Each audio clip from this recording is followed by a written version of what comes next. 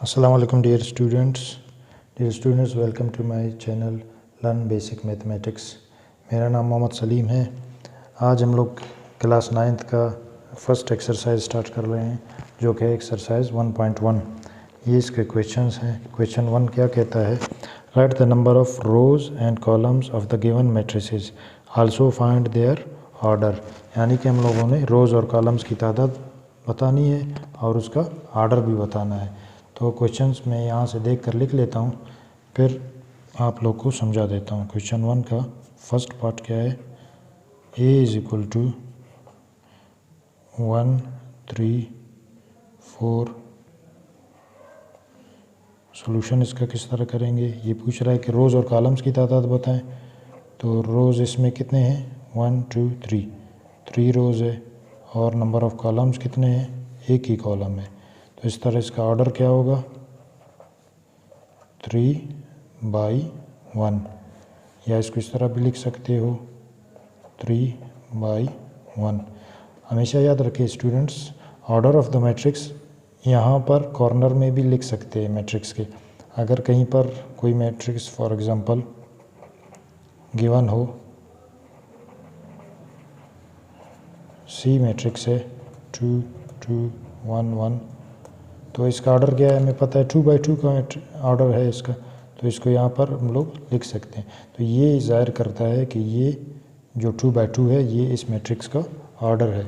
इसी तरह इसका सेकंड पार्ट क्या है, b इज़ इक्वल टू 2 3।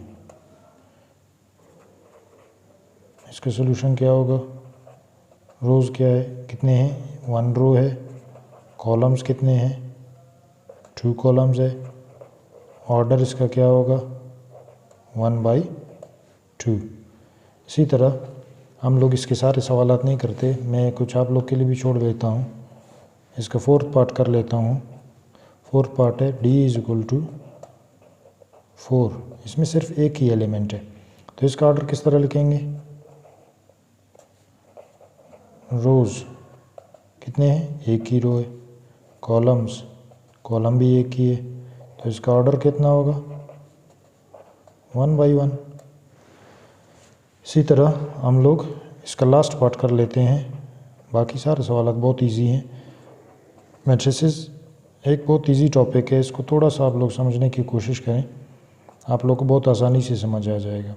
-1 3 2 5 2 4 1 3 7। इसमें नंबर ऑफ रोज़ कितने हैं, 1 रो 2 रो 3 रो, 3 रो है। नंबर ऑफ कॉलम्स कितने हैं, 1 कॉलम 2 कॉलम 3 कॉलम 3 है। इसका ऑर्डर क्या है 3/3। तो ये क्वेश्चन नंबर 1 हम लोग का ये हो गया कंप्लीट। अभी हम लोग स्टार्ट करते हैं क्वेश्चन 2। क्वेश्चन 2 एक स्टेटमेंट गिवन है, हम लोग स्टेटमेंट को पढ़ लेते हैं। क्या कहता है statement, in a class of 30 18 are boys, 7 of them wear glasses while 8 of the girls in this class wear glasses. Complete the table given below. Represent the given information as a matrix. Also state the order of the matrix. तो ये बहुत आसान सवाल है। इसमें कुछ information given है हमें, इस इन्फॉर्मेशन को हम लोगों ने इस टेबल में फिल करना है। ये टेबल भी गिवन है पहले से, तो इस तरह के इन्फॉर्मेशन को जो नैरेटिव फॉर्म में गिवन है उसको हम लोग टेबुलर फॉर्म, इसको कहते हैं टेबुलर फॉर्म। टेबुलर फॉर्म में एक दफ़ा कन्वर्ट करेंगे, लिखेंगे, फिर टेबुलर फॉर्म से हम लोग उसका एक मैट्रिक्स बनाएंगे और उसका ऑर्डर बताएंगे। तो इसका सोल्यूशन मैं डायरेक्ट कर लेता हूँ। सोल्यूशन इसका क्या है, वियर ग्लासेस और नॉट वियर ग्लासेस।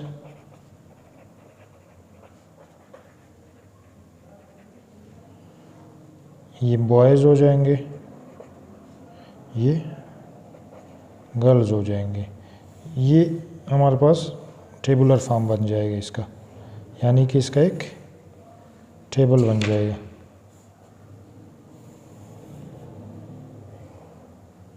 तो हम लोग पढ़ते हैं सवाल को। In a class of 30 18 are boys, 7 of them wear glasses. Total 18 boys है, 7 ग्लासेस पहनते हैं। While 8 of the girls in this class wear glasses, 8 लड़कियां ग्लासेस पहनती हैं। तो 18 लड़कों में से 7 जब ग्लासेस पहनते हैं तो कितने बच गए? 11 बच गए। 11 ग्लासेस नहीं पहनते।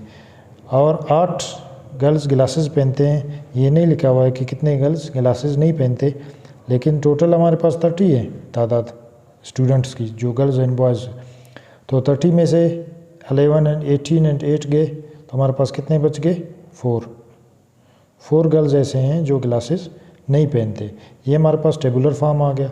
इसको हम लोग मैट्रिक्स में कन्वर्ट करते हैं कि मैट्रिक्स में किस तरह लिखेंगे इसको।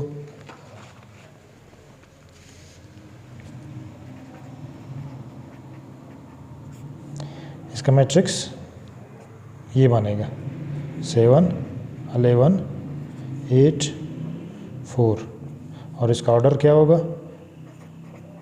ऑर्डर आप डायरेक्ट भी लिख सकते हैं, क्योंकि आप रोज़ गिन लें, 2 रोज़ हैं और 2 कॉलम है, 2 बाई 2 इसका ऑर्डर है। ये सवाल भी हम लोग का सॉल्व हो गया। एक चीज़ आप लोगों ने गौर किया स्टूडेंट्स कि ये जो कि ये क्वेश्चन था, ये नैरेटिव फॉर्म में, इसको समझना कितना मुश्किल था। इसको पढ़कर आपको एक दफ़ा पढ़ने से समझ ही नहीं आ रहा था, लेकिन जब इसको हम लोगों ने टेबुलर फॉर्म में कन्वर्ट किया, टेबुलर फॉर्म में हमें बहुत ईजीली समझ आ गया। इसीलिए हम लोग जब कोई डेटा टेबुलर फॉर्म में या मैट्रिक्स की सूरत में लिख लेते हैं, उसको एनालाइज करना हमारे लिए बहुत ईजी हो जाता है। क्वेश्चन नंबर 3 देखते हैं।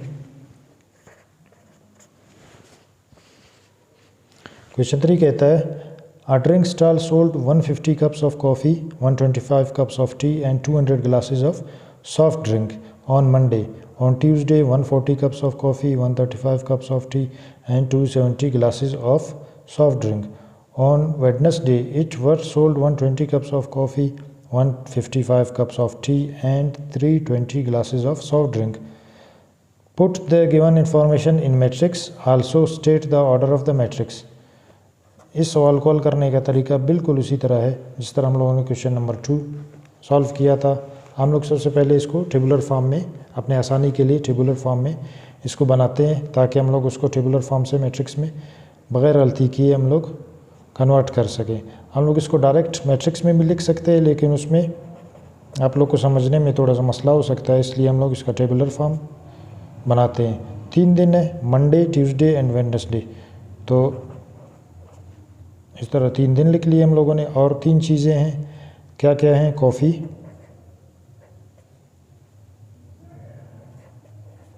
टी एंड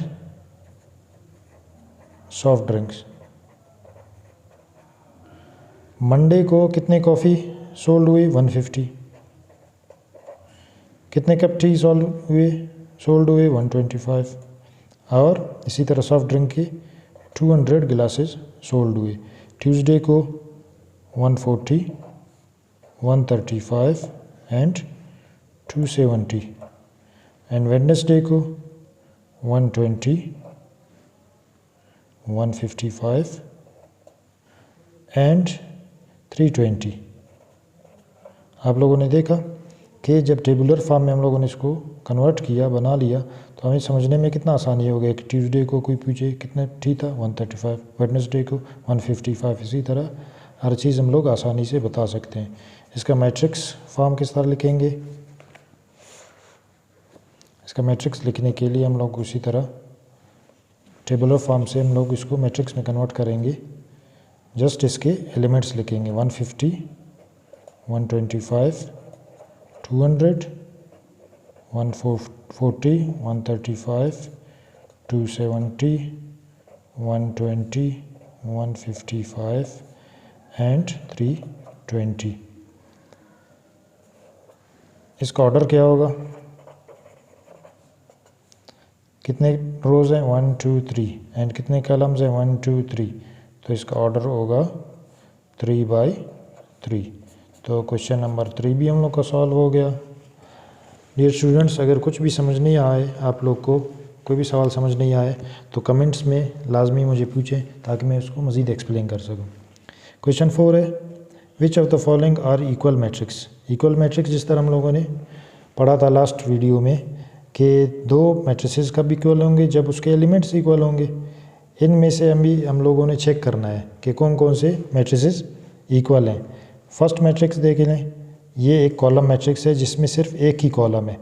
तो यहाँ पर और बहुत सारे मैट्रिसेस दिए हैं, गिवन हैं। आप फर्स्टली ये देखें कि ये एक कॉलम वाला मैट्रिक्स है, तो सिर्फ एक कॉलम वाले मैट्रिसेस को आप गौर करें। ये एक कॉलम नहीं है, ये नहीं है, ये नहीं है, ये एक कॉलम है। तो इसको हम लोग गौर करें, 4 + 1 5, 5 - 2 3 एंड 4। तो ए इक्वल है ई के, और आगे हम लोग कोई सिंगल कॉलम वाला हम लोग मैट्रिक्स नहीं देख पा रहे। तो हम लोग ये कह सकते हैं, क्वेश्चन 4 इसी तरह ज़ुबानी सॉल्व में कर लेता हूँ। आप इसका आंसर यही लिख सकते हैं कि matrix A is equal to matrix E, और बी जिसमें 2 रोज़ हैं 3 कॉलम्स हैं, 2 रोज़ एंड 3 कॉलम्स वाला यहाँ पर मुझे कोई और मैट्रिक्स नज़र नहीं आ रहा है, तो बी का कोई इक्वल नहीं है। सी 3 रोज़ हैं 2 कॉलम है, तो 3 रोज़ और 2 कॉलम, 3 रोज़ 2 कॉलम, एक ये है 1 + 1 2, 3 = 3, 1 = 1, 1 = 1, 5 = 3 + 2, 3 - 1 = 2। तो C is equal to H matrix. D को देख लें, 3/3 का है, एक 3/3 का ये है, और 3/3 के हमारे पास कोई नहीं है। तो 6 + 1 7, 2 10 - 1 9, 1 4 3 1 5, एंड यहाँ पर एक एलिमेंट मिसिंग है। तो इसका मतलब है जी टोटल हमें गिवन नहीं है, जी में इंफॉर्मेशन कंप्लीट नहीं है। तो D is not equal to G, D G के इक्वल नहीं है। तो इन तमाम मैट्रिसेस में से सिर्फ 2 मैट्रिसेस इक्वल हैं, ए इक्वल है ई के और सी इक्वल है एच की। तो क्वेश्चन 4 भी हम लोग का सॉल्व हो गया। क्वेश्चन 5 देख लेते हैं। क्वेश्चन 5 में कहता है कि find the value of the letters in each of the following matrices. ये मैट्रिसेस कुछ गिवन है, उसमें कुछ अननोन वैल्यूज़ हैं, जिस तरह 6 2 A 4 6 B 3 C। इसमें A B एंड C की वैल्यूज़ गिवन नहीं है, लेकिन हमें ये पता है कि ये जो मैट्रिक्स है ये इस मैट्रिसेस के बराबर है। तो इसको सॉल्व करते हैं। किस तरीके से सॉल्व करेंगे, इसको पेपर पर सॉल्व करेंगे ताकि आप लोग को अच्छे से समझ आ जाए। क्वेश्चन 5 कहता है कि हमारे पास 2 मैट्रिसेस है। इसका फर्स्ट पार्ट है ए पार्ट, ये कहता है कि 6 2 A 4, ये हमारे पास इक्वल है 6 B 3 C। स्टूडेंट्स, जब दरमियान में इक्वल का निशान आ गया तो इससे ज़ाहिर है कि ये दोनों इक्वल मैट्रिसेस हैं। जब इक्वल मैट्रिसेस हैं तो इसका मतलब इसके एलिमेंट्स इक्वल होने चाहिए। 6 = 6, 2 = B, A = 3 एंड 4 = C। तो सोल्यूशन में आप क्या लिखोगे कि A = किसके बराबर है 3 के, B = किसके बराबर है 2 के, एंड C = किसके बराबर है 4 के। तो जो अननोन वैल्यूज़ थे इसमें गिवन, वो मालूम करने थे, वो हम लोगों ने मालूम कर लिए चूँकि ये इक्वल मैट्रिसेस थे। इसी तरह हम लोग देखते हैं इसका सेकंड पार्ट है इसका बी पार्ट। उसमें 2 मैट्रिसेस गिवन है, क्या क्या हैं, 2 A B 8 2 -3, ये किसके इक्वल है, C -1 4 8 2 D। बिल्कुल उसी तरह ये जब इक्वल मैट्रिसेस हैं तो इसका मतलब है इसके सारे कॉरस्पॉन्डिंग एलिमेंट्स इक्वल होंगे। ये एलिमेंट इसके बराबर है, ये इसके। अभी हम लोग तरतीब से लिखेंगे। A B अननोन देखते हैं कितने हैं, A B C and D। A किसके बराबर है, A बराबर है -1 की, एंड B किसके बराबर है, B की पोजीशन ये है, तो इसमें इस पोजीशन पर क्या है 4। C की पोजीशन क्या है, C हमारे पास ये है, तो C किसके बराबर है 2। D की पोजीशन ये है लास्ट वाली, तो D किसके बराबर आ जाएगी -3 की। इसी तरह 2 पार्ट्स और हैं, और वो भी बिल्कुल इसी तरह 2 इक्वल मैट्रिसेस है, उसमें वैल्यूज़ पूछे हैं अननोन जो वैल्यूज़ गिवन है ABCD की, वो भी बिल्कुल उसी तरह सॉल्व होंगे। डियर स्टूडेंट्स, ये एक्सरसाइज हम लोग का 1.1 ख़त्म हो गया आज। तो नेक्स्ट जो टॉपिक है टाइप्स ऑफ मैट्रिसेस वो नेक्स्ट वीडियो में हम लोग डिस्कस करेंगे। इससे पहले आप लोग मेरे चैनल को काइंडली सब्सक्राइब कर लें और बेल के आइकन को दबा दें ताकि आप लोग को मेरे जो वीडियोज़ हैं वो टाइमली मिलते रहें।